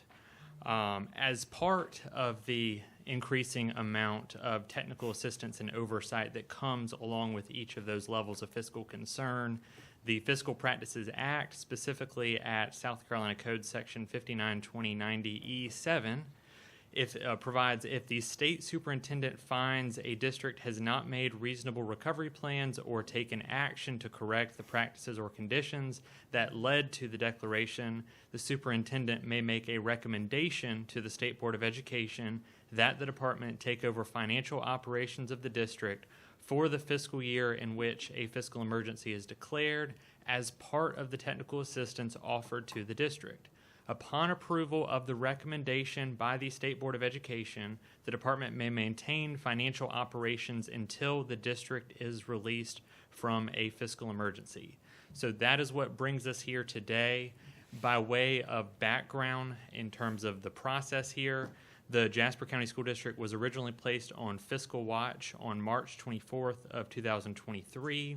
They were then placed on fiscal caution on February 29th, 2024, and fiscal emergency on August 2nd, 2024. Additionally, these fiscal circumstances, as well as additional concerns raised in media reports, necessitated Superintendent Weaver requesting that the State Inspector General, Brian Lampkin, investigate all financial and procurement matters within the district. On August 5th, 2024, Superintendent Weaver received a letter from Inspector General Lampkin confirming that he has authorized an investigation into all financial and procurement matters within the district. The SCDE, in leading up to this meeting, has confirmed that the Inspector General does not have any opposition to the SCDE's request. I would note that staff from the Inspector General's office are present today. Both Brian Petrano and George Davis are present. one thing to note, the superintendent's recommendation is based on the Office of Finance's technical assistance and thorough review of the district's financial condition. Daniel Haven, who is the fiscal practices manager within the Office of Finance, is present, and he is going to address the specifics of the fiscal circumstances within the district. He is also going to speak as to what the next steps would look like should the board approve the superintendent's recommendation. So that is kind of your legal context and background. Does anybody have any questions for me before I cede the podium to Mr. Haven? Any questions? Yes, I do have one question. And Okay, Dr. there's- Henley. for clarification purposes, I want to make sure that I'm understanding where we are and make sure I don't mischaracterize it. So this is not a hostile takeover or anything of the district. The district, their board, their superintendent are still going to be functioning as usual. This is just a financial, and essentially because of the difficulties they've had in getting in their required financial reports, this is essentially like helping them complete their homework. Is that a fair characterization? I would say it's a fair characterization, and I would go back to, and I don't want to beat the horse to death and bore you with statutory language, but it's important in that the statute provides for those increasing levels of technical assistance and support. So we are now at fiscal emergency, the most serious level of fiscal concern. And what the statute, I think, very cleverly does is it builds in within fiscal emergency an additional level of support, and that is the financial operations takeover. And that is a way for the department and for the superintendent to best assist and safeguard the financial health of the district and its ability to serve its students. Good. Any other discussion, any other questions? You have others who are presenting. Daniel. Yes. State your name, please. Yep. Hello, my name is Daniel Haven. I'm the Fiscal Practices Manager with the South Carolina Department of Education, and I'd just like to say hello to all the board members and fellow co-workers. Thank you, Daniel. Yeah, I'm going to talk to you today about Jasper's fiscal declaration history, the reasoning for the recommendation from the superintendent to take over the district's financial operations, and the next steps if the board approves the superintendent's recommendation today. The department, following the law, as Henry mentioned, 59-2090, identifies districts that need to be issued a declaration of either fiscal watch, caution, or emergency from the department. That, after we identify, the district is then sent a letter that they are going to be put on a fiscal declaration of watch, caution, or emergency, and then tells them what is required by the department while the district is on a declaration and what is required by the district. And it also states what the district may do if they disagree with the department's issuance of that declaration, which is they are allowed to appeal that declaration within 10 days of the issuance of the declaration. All right. And just some background into Jasper's declaration history. March 24th, 2023, the district was issued a declaration of fiscal watch due to their 4-year 2022 audit not being submitted within 60 days of the December 1st due date. The audit was submitted on April 21st, 2023, which is, I think, about over 120 days after. The district submitted a recovery plan of how this issue was going to be resolved, and that recovery plan was accepted by the department on July 12th of 2023. Fast forward to February 29th, 2024, the district's declaration was escalated to fiscal caution due to the district's annual audit of for year 2023 not being submitted within 60 days of the December 1st deadline, and that being the second consecutive year that they were late submitting an audit. The district did submit a recovery plan of how they were going to address that on March 19th, 2024, but was informed by email from the department that that recovery plan could not be approved due to the audit still being outstanding, and the audit might have issued other circumstances that might need to be addressed in a recovery plan. Go forward to August 2nd, 2024, the district's declaration was escalated again to fiscal emergency due to the 4-year 2023 annual audit still not being submitted and the department being made aware that there was no timeline for the completion of that audit and that the district could potentially lose the eligibility for significant federal awards due to their audit not being completed. Since the issuance of the declaration, the department has visited the district and been in constant contact with the district's auditor, which is Green Finney, Colley, LLP, and consultant, which is Manley Garvin LLC, about the status of the four-year 2023 audit, as well as having reached out to the district's CFO about the deadline stated in the declaration letter about the recovery plan, and a recommendation from the state superintendent that is being discussed today. As of December 3rd, 2024, the district still has not submitted a recovery plan, nor could it be approved if they had submitted one because the audit is still outstanding. Now, that goes through their fiscal declaration history. If the superintendent's recommendation is approved today, this is our plan going forward of how we can correct those issues. The district's consultant has committed that they can have a team of their people at the district during the first of the year to close out the FY 2023 accounting system so that the district's auditor can complete the FY 23 audit shortly after. Once the district's auditor completes the four-year 2023 audit, the consultant will send a team back down to the district again to close out the four-year 2024 accounting system, so then the auditors can come and do the FY 2024 audit. We have been given a rough timeline that these two audits can be completed by June 2025, but since we talked to them, I know that they probably don't turn down business, so that timeline could change, but that's what was stated when we were talking to the consultant recently. After completion of the audits, the consultant will start conducting technical trainings with district finance personnel to increase the knowledge of staff in the district in regards to school district finance. These trainings will be documented so that even if the district has turnover in the finance department, they could be used for onboarding of new personnel. The consultant and the department will also start the process of onboarding a full-time CFO, as the district still has an interim CFO since 2023. And just to conclude, like what Henry stated, this is not a district takeover. The board, superintendent, and staff remain in place, and the department will utilize the plan, as I previously stated, to ensure district personnel is appropriately trained and have all the tools necessary to be successful long-term. Thank you, Mr. Haven. Is there any questions? Madam Chair. Yes, Dr. Mathis. Can you give any reasons why an audit, 2 consecutive audits were not Well, completed?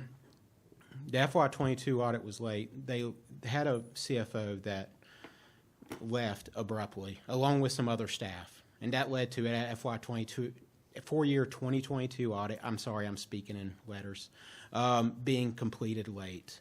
And I think that they weren't able to recover by hiring staff before the FY 2023 audit could be completed, and that just has spiraled. I think that just the day-to-day work of the district is a lot for any kind of district, and they just they need our help.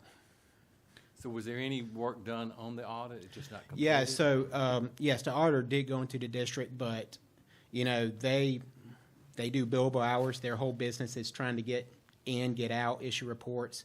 They saw that the district was not ready for their field work and have kind of held up their hands and said, you know, we're not going to come until everything's completed for us to do our audit work. Any other questions or discussion? If not, do I hear a motion that we move forward on the declaration of fiscal emergency in the Jasper County School District? So moved. Motion to accept, to adopt the or approve the recommendation. Okay, the motion will be to adopt. I'll make the The motion that we recommendation. adopt. All right, sir. Is there a second? Call your second. Call your second. Okay. All those in favor say aye. Aye. Any opposed likewise? Very good. Thank you, Mr. Hagan. Thank you. Moving right along to proposed amendments to the State Board of Education under Regulation Code 43601, Charter School. And this will be our first reading. Dr. Beth Poof. Hello, I'm Beth Poff. I'm the team lead for charter schools. We have two regulations to propose before you. The first one is looking at sponsor registration for our institutes of higher education. Right now, there is simply a registration form that they fill out. We are proposing to move to an actual application that they would need to provide us with more information than they have in the past. And that information is in Section B. For example, right now, they have to provide us with a mission and a vision, a structure of their operations, and assurances. We're moving to ask that they provide us with several other additional things, an executive summary, their support and need, their governance, their financial capacity, their LEA supports for their schools, their compliance monitoring and oversight of their schools, acknowledgments of federal and state LEA requirements, disclosure of conflicts of interest, their accreditation status, and their charter school incubation and development plan. We also include a timeline for when those applications would be due, when it would be approved. Any denial would come to you all, where the applicant could plead their case to you, and then your decisions would be final on that. And then finally, we would like to also provide you all annually with a report on our authorizers in terms of how many there are, what their activities are, that kind of thing. We don't feel like we provide you all with that information right now, so we would like to put that in there to make sure that you all have that information every year. The second one deals with the charter school authorizer transfer schedule. It's basically just a timeline for us to be able to complete the things that we would need to complete if a school moves from one authorizer to another. For example, their power school information, we would have to transfer that for them. We would have to do some financial things just to make sure that the timeline follows from a year to year.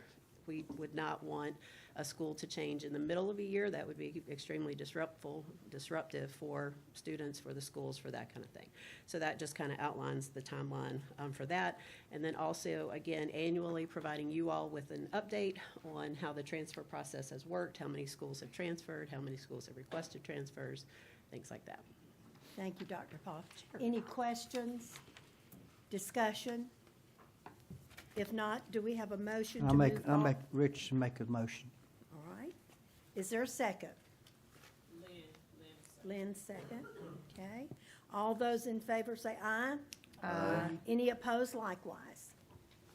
Okay, moving right along to proposed regulation to add to the State Board of Education Regulation, South Carolina Code Regulation 43243-2. And this is regulations for students who are deaf. This is a second reading, and I'm assuming that Lisa McClinton. No, I'm subbing in for Lisa. My name is Peter. Well, I'm a little it's bit nice to taller have than you. Lisa. A little bit taller. Give us your name, please. Sure, I'm Peter Coip. I'm the Director of the Office of Special Very Education good, Services. Peter. Thank you so much. Thank you.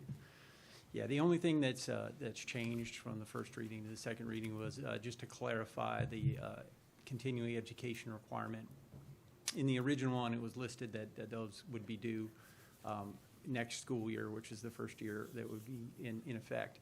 And this makes clear that that's when the timeline starts for accruing the continuing education, because it takes 4 years. It's 60 hours over the course of 4 years. So the timeline would start when the regulation goes into effect. You'd have 4 years to do your 60 hours.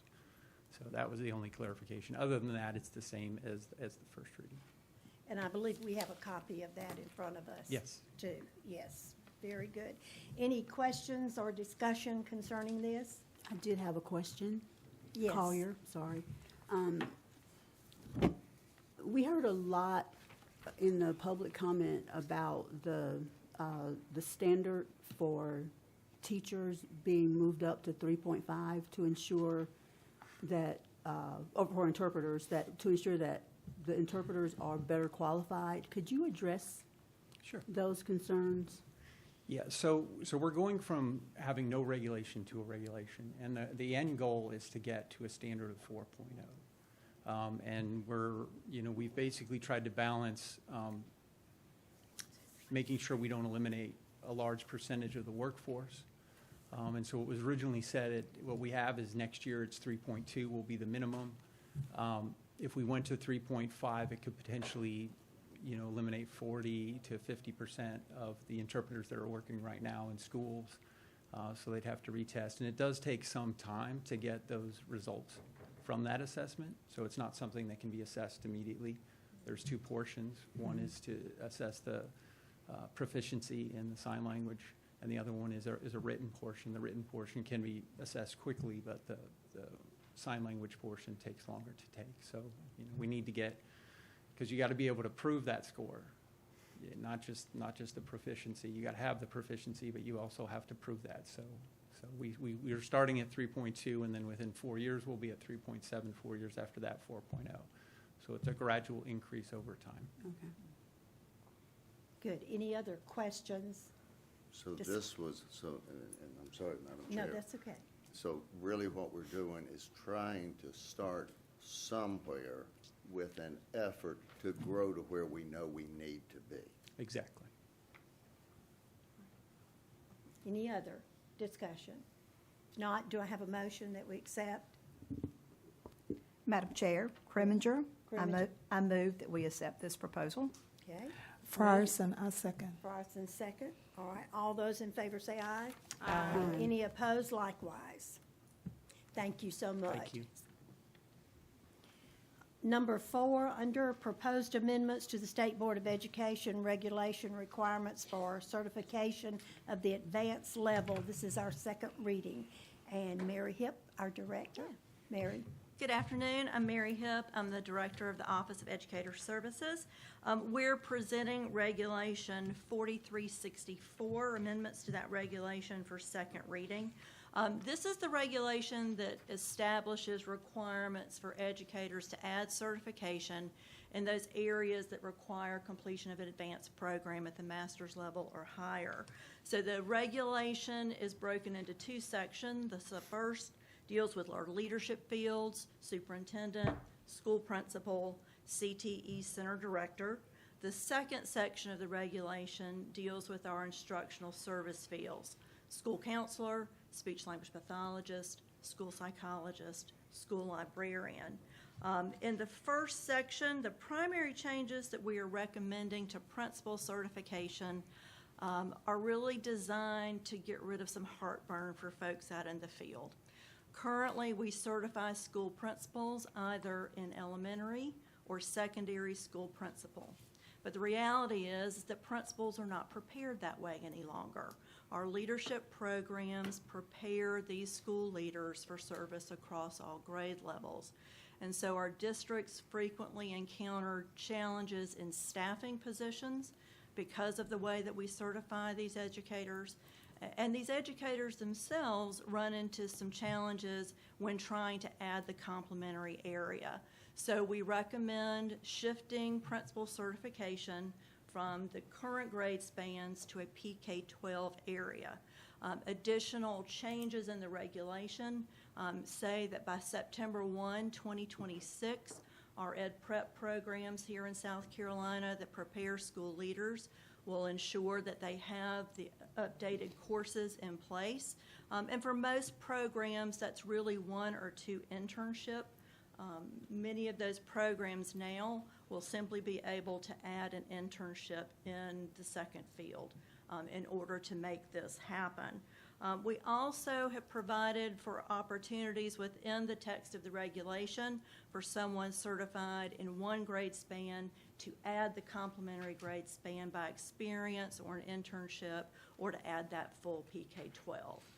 Again, our goal here is to assist districts in recruiting and retaining and staffing talented school leaders.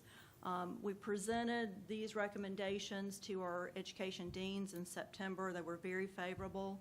Our personnel administrators, we presented these to them the end of October, and again, they were very complimentary. During the public comment period, we had 1 comment from our colleagues at Palmetto State Teachers Association, supportive of the change to PK-12. They did ask us to consider the experience required to add a leadership field. So currently, an educator has to have at least 3 years of educator experience and must have advanced to a professional certificate to add a leadership field. They asked us to consider making that 5 years. When we looked at the data for our principals and assistant principals in the current year, and there are 3,397 individuals working as an assistant principal or a principal right now, only 3 of them have fewer than 5 years of educator experience, and those 3 are all serving as an assistant principal. So the recommendation from the department is to remain that 3-year requirement, but really to continue ramping up the supports that are provided to our early career school administrators through the principal induction program, our programs for assistant principals. We really believe that that's where those educators, as they begin their leadership careers, can use the additional support. The other changes in this section of the regulation, in our transformational leaders section, in our section on district superintendents, we're cleaning up some Scrivener's errors, and as an English teacher at heart, getting to use the word Scrivener is great. We also expand eligibility for folks to participate in that Transformational Leaders Academy and to add that particular endorsement.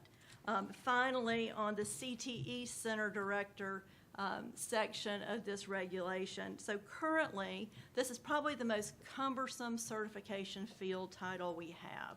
We issue that currently as Vocational/Technology/Career Center Director. So we are moving to Career and Technology Center Director, streamlining requirements there, and just updating some certification fields since this regulation was last updated in 2014. So those are the changes in the leadership section. In the instructional service fields, complementary or similar to what we're recommending with school principals, moving to PK-12 school counselor. Those educators are already prepared to work across all those grade levels. And in fact, when someone applies to add certification as a school counselor, we currently issue both areas to them. So this is realigning that certification title with how they are prepared, how they're certified in other locations as well. We've added language to provide pathways, again, for someone certified in one of the 2 grade spans to add the complementary field. And we've also added some language here encouraging our higher ed institutions to create pathways so that individuals who are prepared, have completed programs in other types of counseling, who may want to go into school counseling, they would be able to do so through courses and field experiences without necessarily completing a full degree. We have a number of mental health counselors who've gone into our schools, especially since COVID, and they like it, and they want to work as school counselors, and that pathway is not necessarily easy right now. The next section is our requirements to become a school psychologist.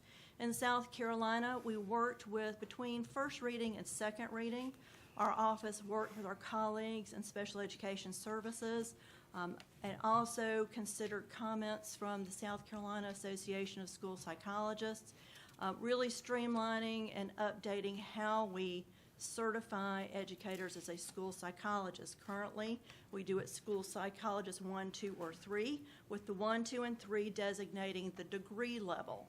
Well, there are no school psychology programs at the master's level any longer. So we recommend simply going to the title school psychologist and then reflecting the degree level in the class level on the certificate. We made some clarifications here around what kinds of programs we approve and accept for certification for these professionals.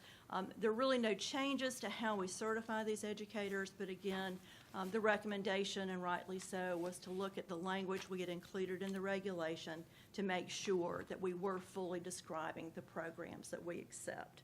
And then finally, actually, 2 more, our SLP section, we worked again with our colleagues in the Office of Special Education Services, worked with the South Carolina Speech Hearing Association, received a comment from their national organization as well, again, asking us to look at the language that we were using describing the type of program we accept. And again, we only accept programs that are approved by the American Speech Language Hearing Association, so we've taken some steps in the text of the regulation to clarify that. We no longer issue certificates in the area of speech language therapist. That practice stopped September 1st, 2020, based on a change in the LLR law. about speech-language pathologists in South Carolina. So we, again, have updated language here and included some opportunities for folks that were previously certified in speech-language therapist to add speech-language pathologist.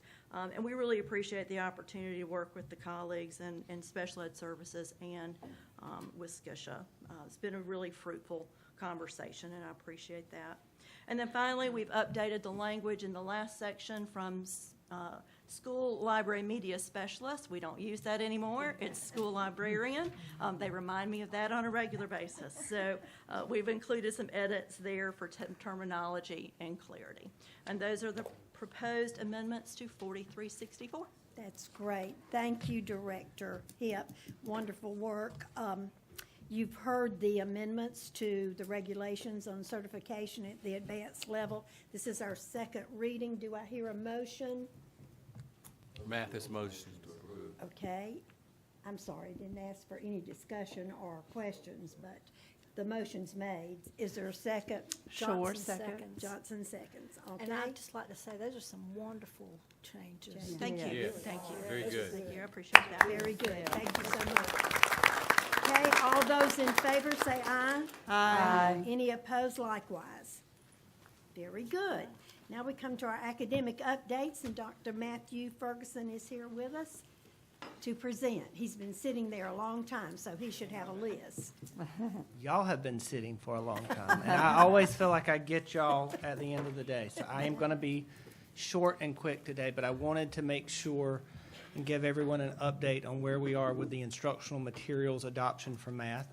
So the first round of reviews for the instructional materials adoption for math closed a few weeks ago, and during that process, we worked with Ed Reports. We applied a very rigorous rubric that looked at the new math standards, and there were over 180 reviewers that came into the department and worked very diligently to make sure that the various many vendors matched the standards of South Carolina. After the first round, very few made it through. And so there are at least 2 publishers currently that have been recommended for public comment, and those are currently available online, and we are accepting public comment on those materials. They are also available in colleges and universities across the state.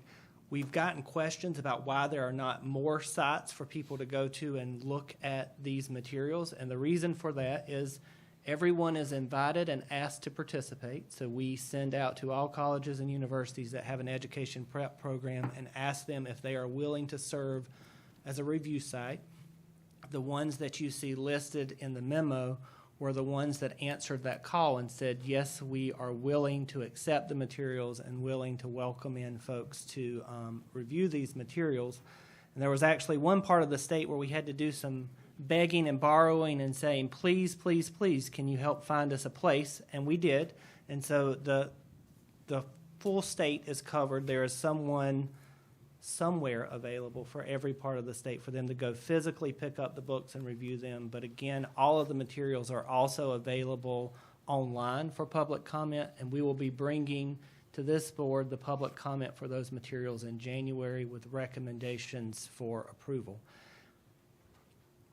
New part of the process is that because there were so many materials that did not make it through round 1, what we decided to do was to give the publishers the feedback that the review committee provided and said that we still are interested in you if you are willing to make changes and create good resources for South Carolina. And so those rubrics were provided back to the publishers. They had until yesterday to decide whether or not they would like to resubmit. And so there were 5 publishers who decided that they wanted to change their materials, make them more aligned to South Carolina standards, and they have until January 3rd, I believe, to resubmit and explain how they updated those materials to match South Carolina standards. We will bring that same review committee back in January, and they will review the materials that are resubmitted by those publishers, and we will also bring those to you in January and recommend those materials for public comment, because the goal of this process is not to have just one curriculum. The goal of this process is to have standard aligned materials that provide the best resources for kids. I will just mention to you also that we are trying to be good stewards of your money.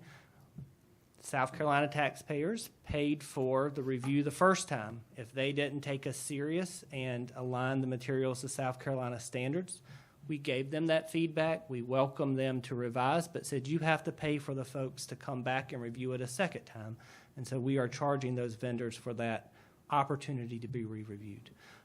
And we look forward to bringing you those math materials, first round in January, second round in February, and they will, upon approval by this board, be available for districts to make their selections, beginning with caravans in February and going to local district boards by April. And hopefully, if we are funded by the General Assembly, available in classrooms next fall. That concludes my academic update today. Very Thank good. you. Thank you, Dr. Ferguson. Any questions of Dr. Ferguson? Dr. Ferguson, if the publisher that is going to edit there, will you have that in time for us for the January meeting? I won't have it in time for you for January. What we will do in January, they have until January 3rd to resubmit. We will bring committee members back that next week, and they are going to be here to do that review that following week. If they are successful in that round, because what we also said is just because you resubmit doesn't mean you're going to be recommended. You've got to actually make changes. Those materials will go out for public comment then, and there will be a period of time for the public to respond to that new round of materials, and that will be brought to all of you in February. Any other questions of Dr. Ferguson?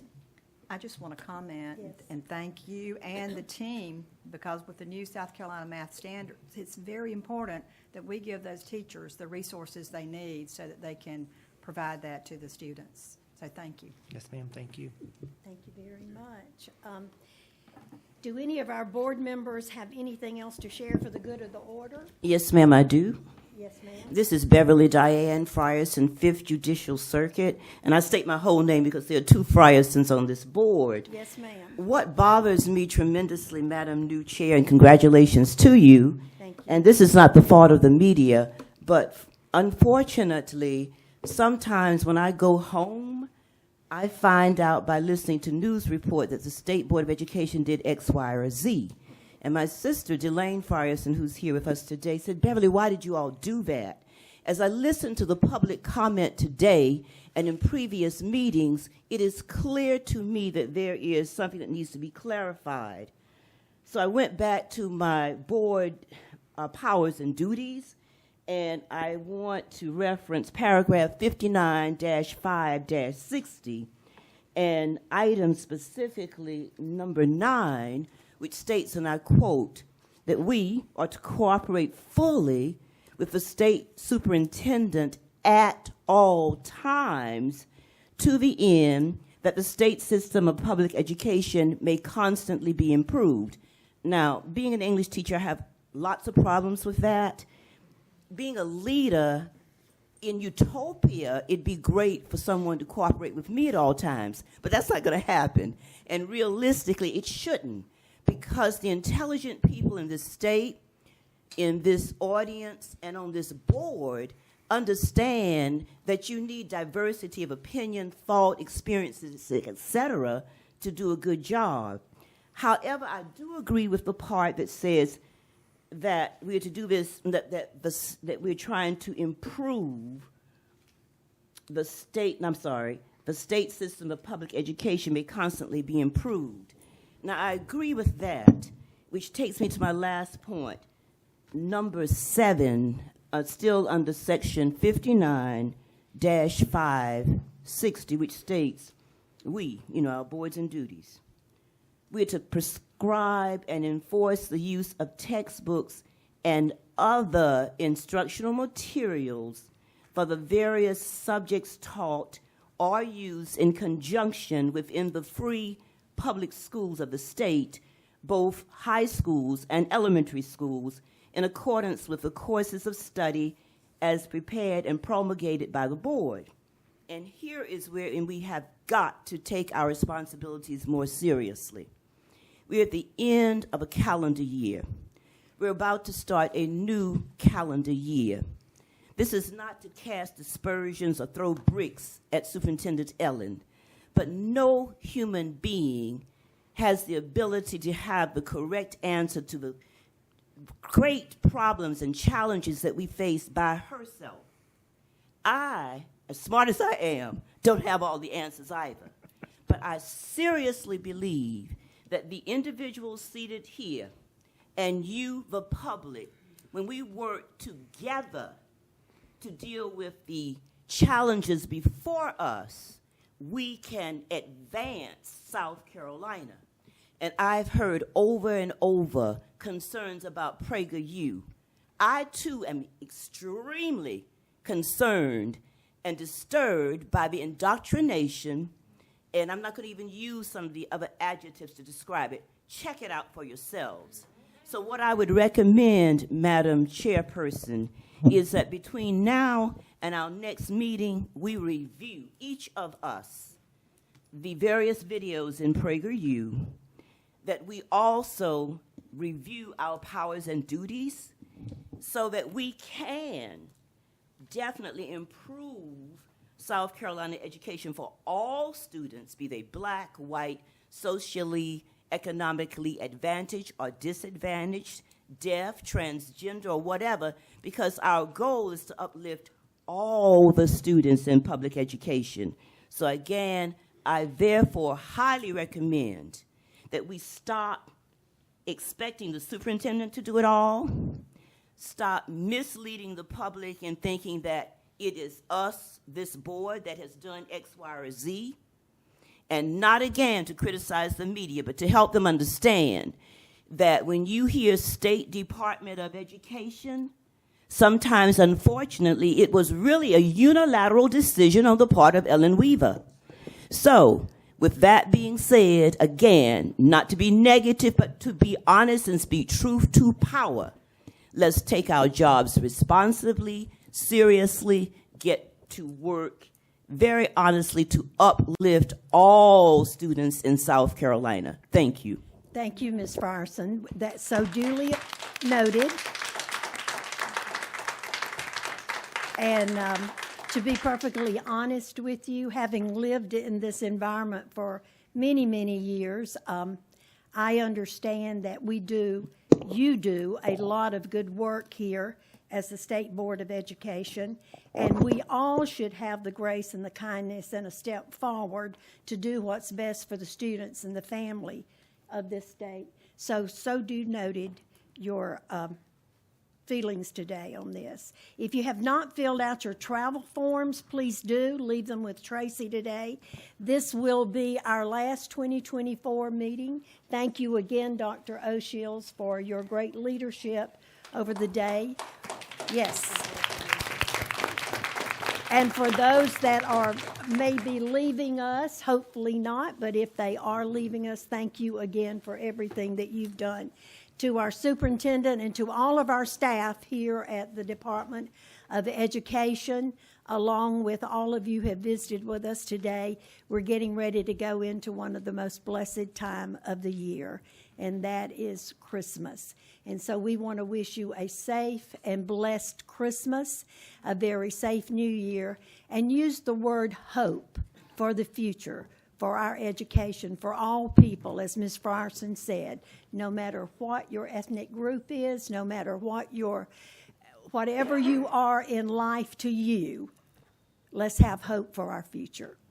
And if there's not any more business to be taken care of, we stand adjourned. I didn't ask for a motion. I make a, Yes. Madam Can Chairman, I have a make a motion to we adjourn. Motion to adjourn, Prim And Reserve. second. I think that's unanimous.